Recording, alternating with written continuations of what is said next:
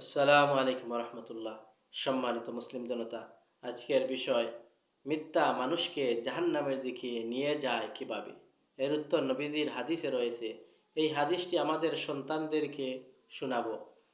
হাদিসটি হলো সহিহ বুখারীর ৬০৯৪ নম্বর হাদিস। হাদিসের বর্ণনাকারী সাহাবী হযরত আব্দুল্লাহ রাদিয়াল্লাহু আনহু। নবী সাল্লাল্লাহু আলাইহি ওয়াসাল্লাম বলেছেন, ইন্না সিদকা ইয়াহদি ইলাল বিররি, সত্য নেকির দিকে পরিচালিত করে। ওয়াইনাল বিররা ইয়াহদি ইলাল জান্নাতি, আর নেকি জান্নাতের দিকে পৌঁছায়।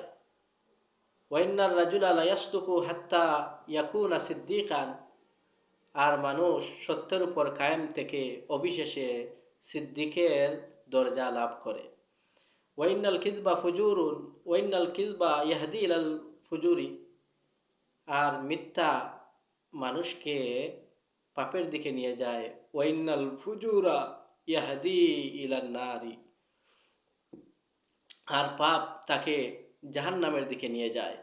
ওয়াইন্নার রাজুলা লা ইয়াকযুবু হাত্তা ইউকতাবা ইনদাল্লাহি কাযযাবান, আর মানুষ এভাবে মিথ্যা কথা বলতে বলতে অবশেষে আল্লাহর কাছে মহা মিথ্যাচারী প্রতিপন্ন হয়। ওয়া মা আলাইনা ইল্লাল বালাগ।